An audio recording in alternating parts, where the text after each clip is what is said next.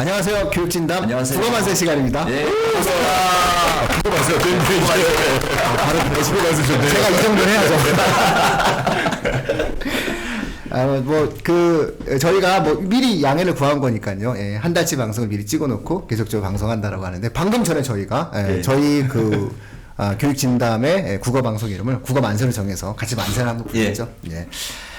자, 두 번째 주제는, 청취자분들이 이제 또, 그래, 그러면 국어를 왜 해야 되는지에 대해서 어쨌든 하나의 담론을 이해를 했다. 그런데 중요한 거는 내가 국어를 공부하는데, 어떤 방법이 올바른 방법인지, 국어를 어떻게 공부를 시켜야 되는지, 이게 좀 잘 궁금하다. 이런 어떠한 분들이 많을 거예요. 그래서, 여러분들의 어떤 의견을 듣다 보면은 훨씬 더 이제 좀 자신에게 맞는 공부에 관련된 생각들이 나오니까, 오늘 두 번째 주제로, 국어 공부의 일반적 방법론에 대해서 이야기를 합니다. 근데 사실상 이제 우리가 생각하는 가장 일반적 방법론이라는 것은 현업에서 직접 이제 강의를 하고 계시니까 자기가 생각하기에 최고의 일반적 방법이라고 생각하시는 거를 강의의 어떤 내용들로 진행할 테니까 그런 어떠한 것들을 통해서 청취자분들께 도움을 드릴 수 있는 그런 말씀들을 좀 한번 부탁드리도록 하겠습니다.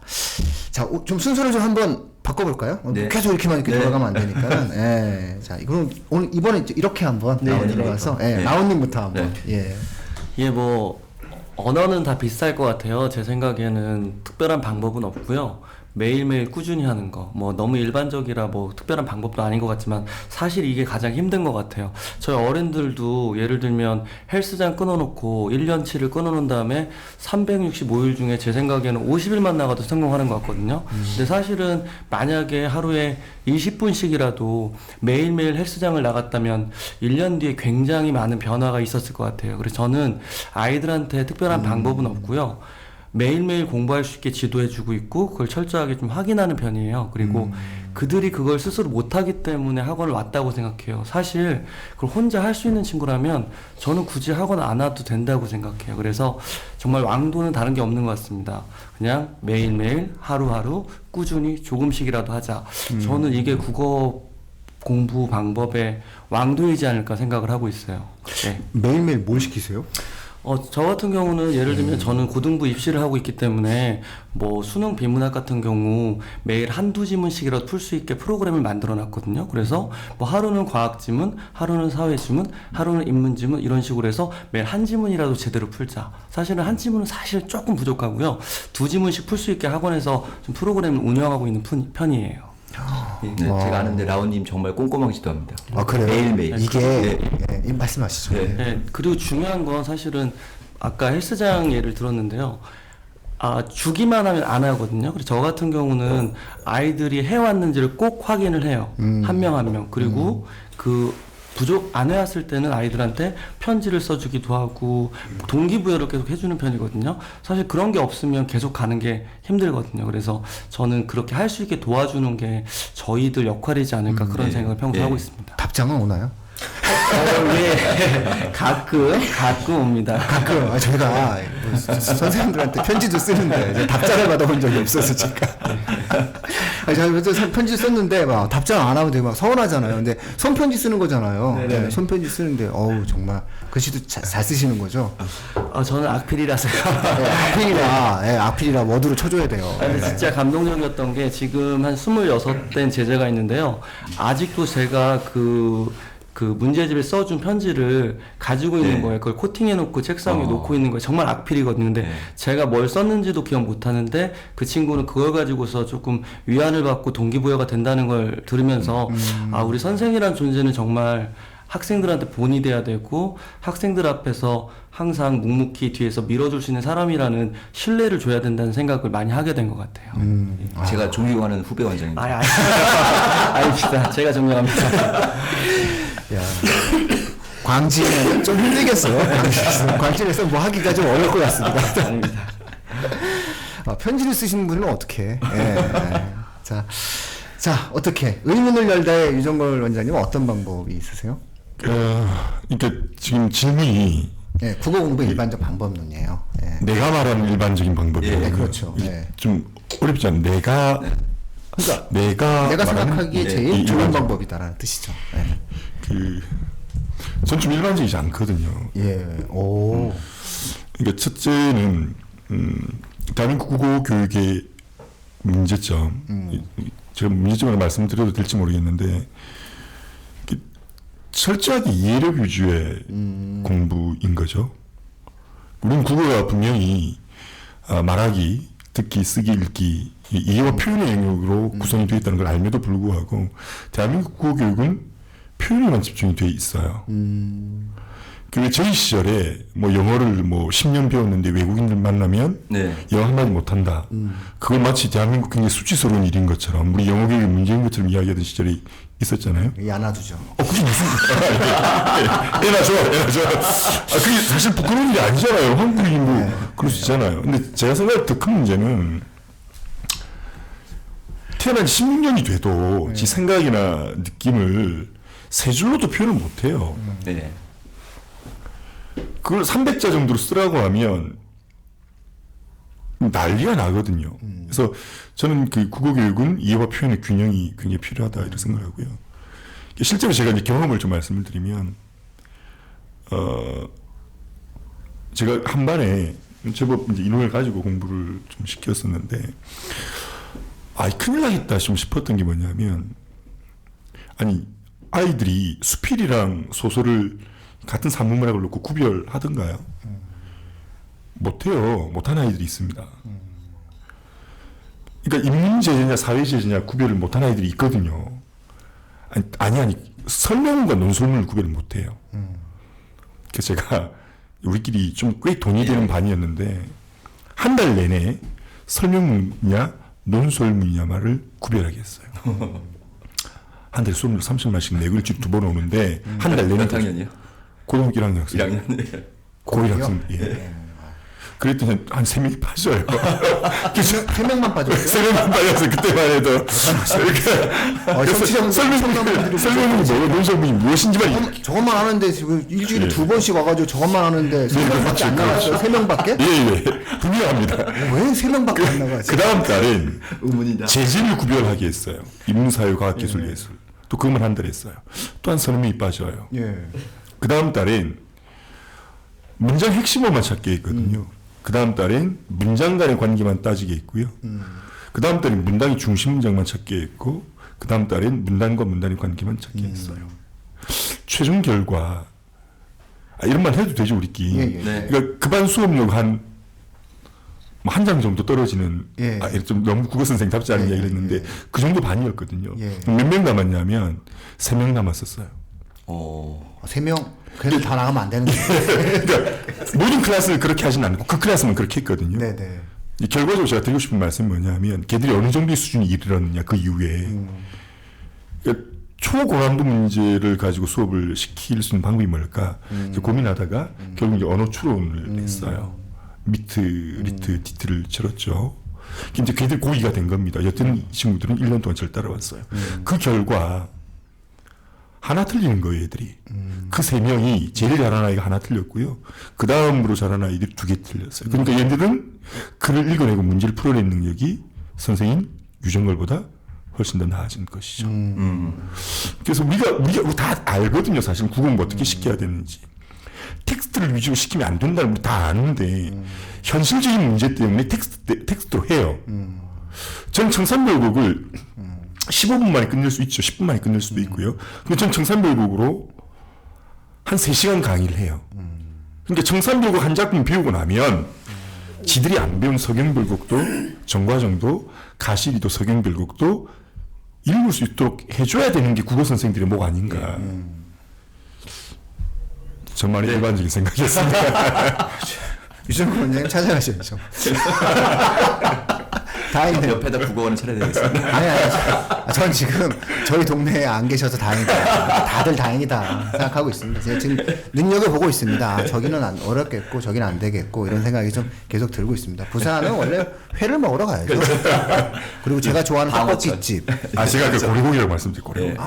근데 뭐 지금 방어도. 네, 떡볶이. 부산은 떡볶이입니다. 자, 우리 그 이지희 원장님께서는 어떤 예. 방식으로? 제가 지난주에 이어서 이번 주도 준비를 못 해가지고요. 네. 사실 이 방송 원성하다 보니까 준비를 못했습니다. 그래서 좀 네. 말씀드리면서 제 생각을 좀 정립해봤는데요.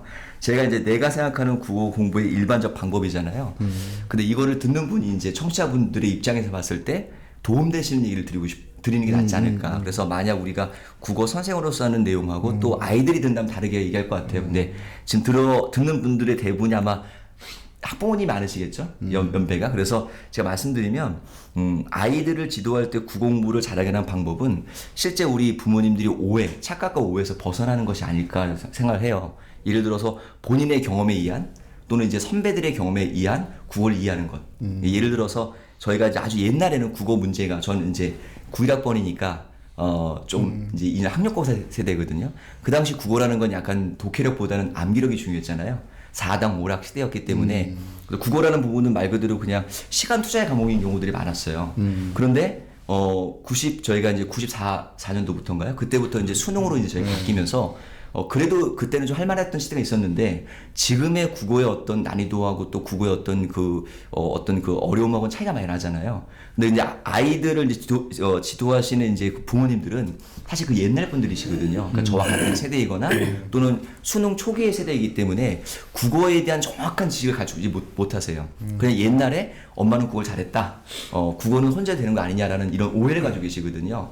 그래서 제 생각에는 우리 그 청취자분들 중에서 혹시 부모님 계시다면 국어에 대한 올바른 방법은 실제 수능 시험지를 풀어보는 것. 그러니까 아이들이 얼마나 어렵게 지금 공부를 해야 되는지 이것을 알아보는 거고요. 이게 이제 초등 부모님과 중등 부모님과 고등 부모님이 다르시잖아요. 그러니까 고등 부모님은 풀어오실 필요 없어요. 이제 늦으셨어요. 그죠? 현재로 이제 고등 부모님이 이제 어렵다는 걸 알고 아이를 지도할 수가 없잖아요. 그러니까 좋은 선생님 만나게 하시거나 아이가 찾아갈 수 있는 방법을 안내해 주는 게 좋고요. 중등 부모님이나 초등 부모님 가능하세요. 그러니까 아직까지는 아이의 성장 과정이잖아요. 그러니까 이 우리가 이제 흔히 말하는 수능 시험지를 풀어보면서 이 문제가 어렵다로 끝나는 게 아니라 그렇다면 이 시험지를 어떻게 아이가 잘 풀게 할 것인가. 그러니까 아까 전에 저희가 이제 여러 가지 어떤 글쓰기나 표현 다 있지만 또 많은 부분에 요즘 이슈가 되는 건 결국 국어라는 언어 영역 시험이잖아요.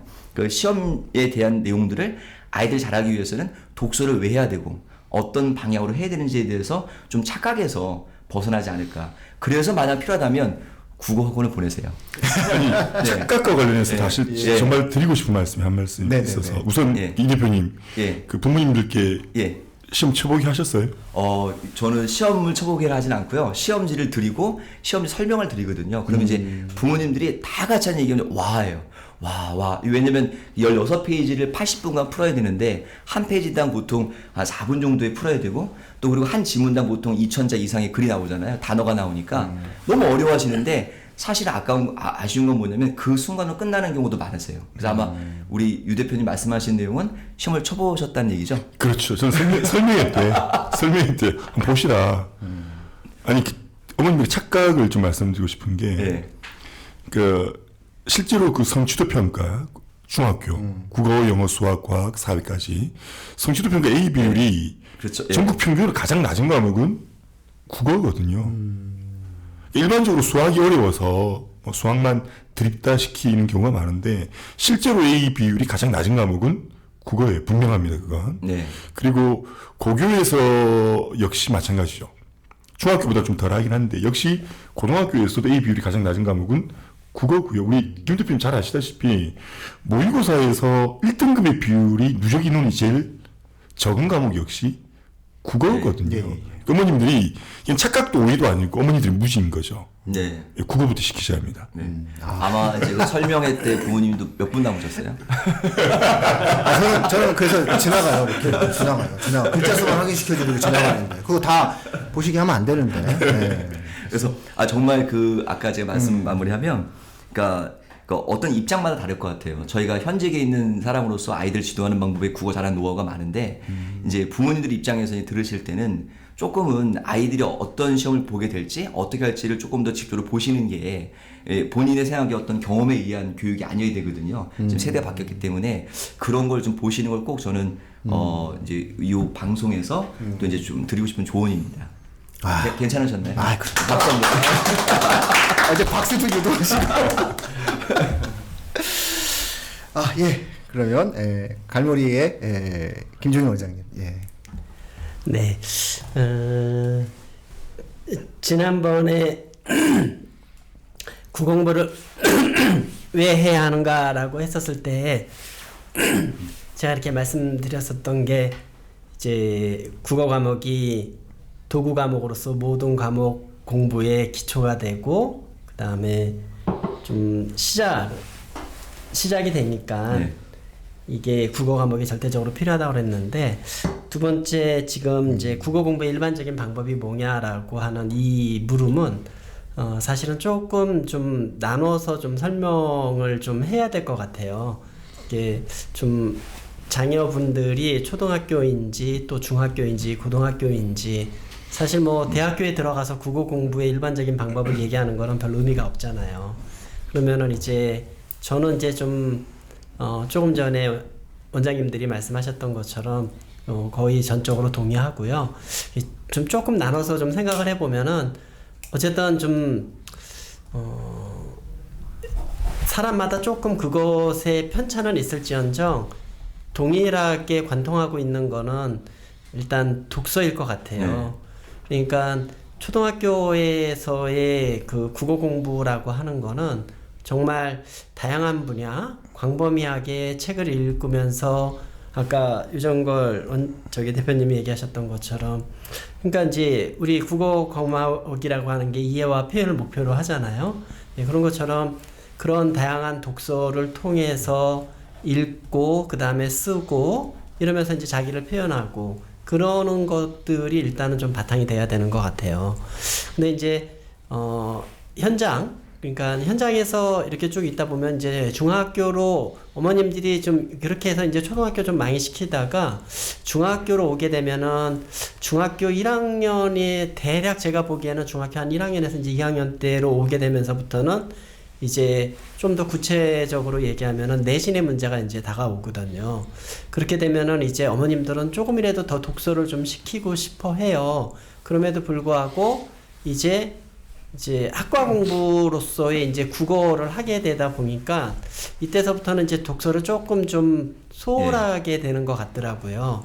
그러면서 이제 이제 어떻게 좀 학습 과목으로서의 이제 국어에 좀 접근을 하게 되는 거고 그러면서 이제 이 국어 과목을 좀 이 학생들이 그 이전에 좀 접했던 거하고는 좀 다르게 많이 어려워하고 좀 힘들어하는 것 같아요.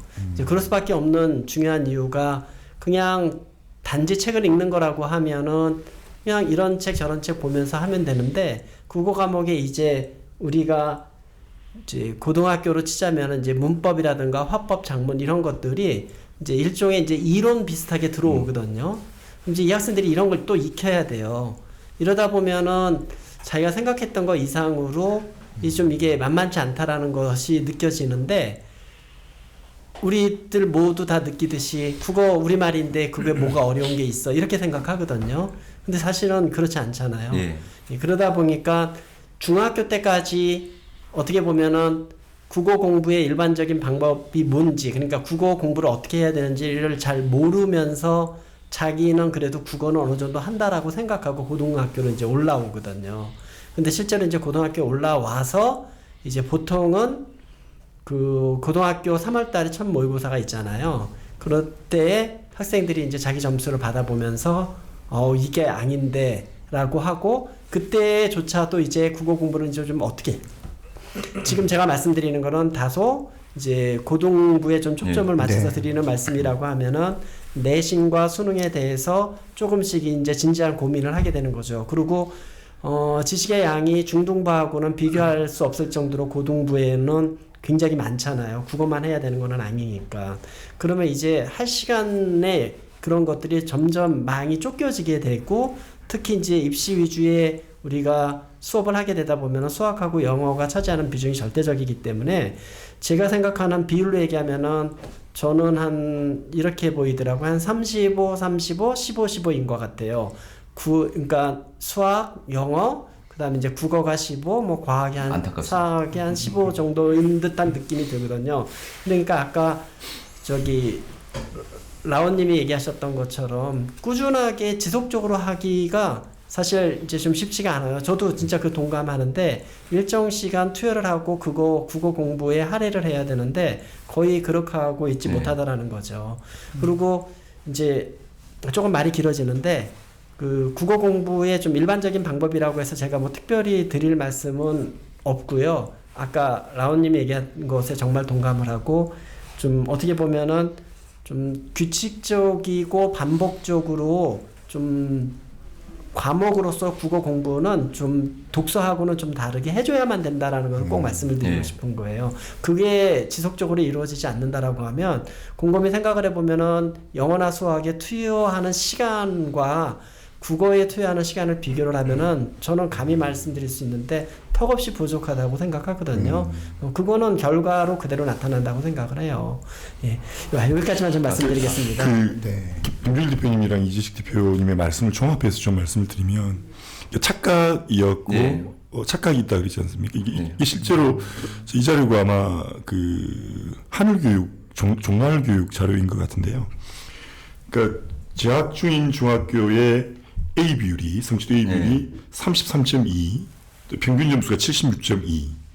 실제로 특정 학생의 중학교 국어 시험이 3년 토탈에서 95.1이었거든요. 근데 고1 우리 김 대표님 말씀하신 것처럼 고1 첫 번째 모의고사에서 몇 점을 받느냐면 68점을 받아요. 그러니까 이런 사례들이 굉장히 많죠. 그러니까 중학교 성취도 평가 A를 가지고 엄마들의 착각은 우리 국어학원 상담 보면 제칠 어머님들이 이런 말씀하시잖아요. 우리 아이는 중학교 때 늘 A 받았는데 고등학교 시험을 쳤더니 모의고사 대신 3등급이에요라는 것.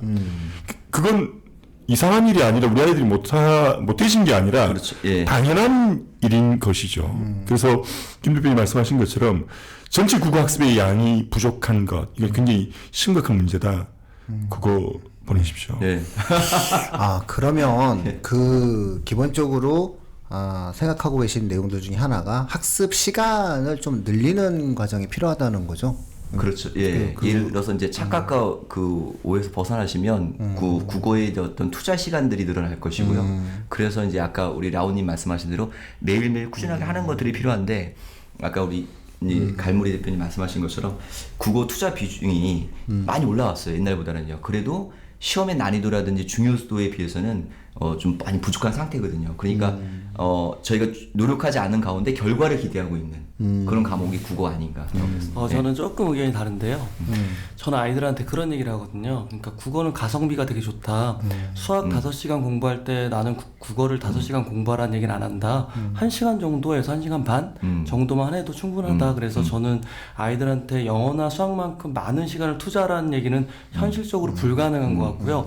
대신 너네가 아예 거의 안 하지 않느냐, 내신 때 아니면. 그러면 하루에 저는 1학년들은 30분 정도, 2학년들은 조금 더 해서 4, 50분, 3학년 정도 되면 겨울방학 때 충분히 공부를 해야 되기 때문에 1시간에서 1시간 반 정도 공부하라고 해요. 그러면 영수는 보통 방학 때면 4, 5시간 하잖아요. 근데 수능 결과를 보면 이과 기준으로 국어는 만점 받으면 표준점수 거의 140점이고요. 수학은 138.9점 정도 되거든요. 그럼 수학은 거의 절대 비중을 차지해서 10시간 공부할 때 5, 6시간 공부해서 만점 받아도 실제로 국어보다 만점이 낮거든요. 그러면 그런 측면에서 본다면 굉장히 많은 시간을 투자하지 않더라도 국어는 조금 효율적으로 매일매일 꾸준히 1시간 정도만 해도 굉장히 효율적인 과목이야. 아이들한테 저는 이렇게 정당성을 부여해줘요. 그러면 아이들이 숙제를 몰아서 하던 것도 선생님 말에 들으니까 많이 하지 않아도 매일 조금씩 하면 좋겠다. 이렇게 아이들이 왜 이걸 해야 되고 이렇게 했을 때 어떤 효과가 있는지를 아이들한테 그걸 알게 해주고 느끼게 해준다면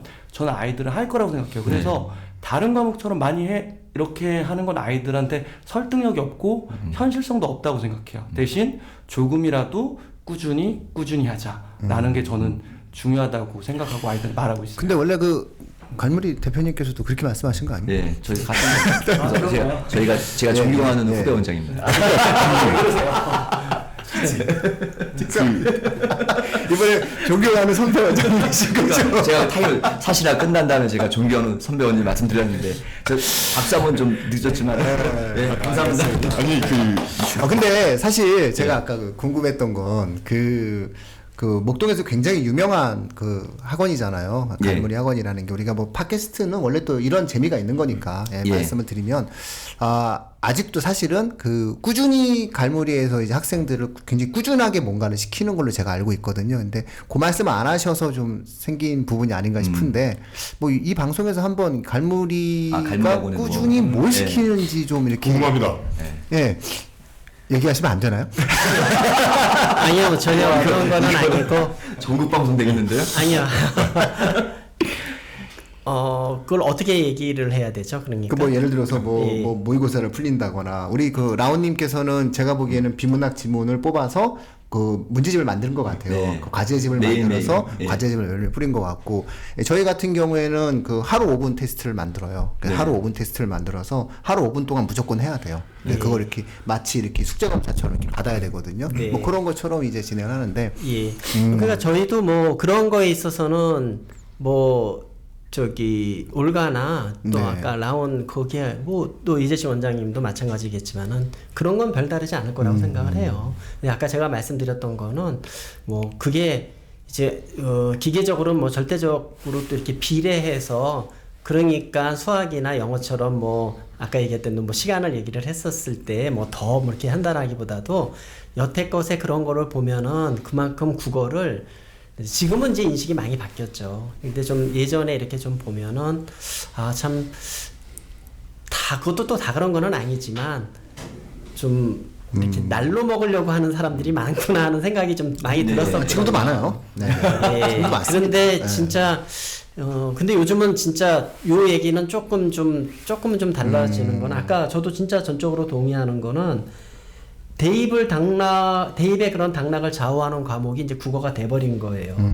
실제로 뭐 여기 계신 분들 다 아시겠지만은 국어 과목의 경우에 최근 2년간 대입을 거의 좌지우지했다고 좀 볼 수 있죠. 물론 네.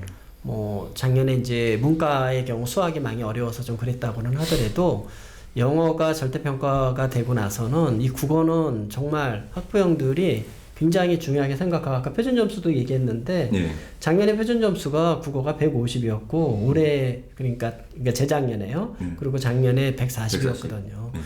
정말 이건 굉장히 높은 거죠. 그만큼 비중이 높은 거고 또 우리 원장님들이 다 동의하다시피 지문도 정말 아까도 우리 여기에서 모이기 전에도 우리 유 대표님이 그런 얘기 하셨는데 국어 선생님조차도 이게 풀기가 어려운 수준에 이게 높은 수준이 돼갖고 정말 이게 국어 공부하는 게 정말 만만치 않아졌다라는 거죠.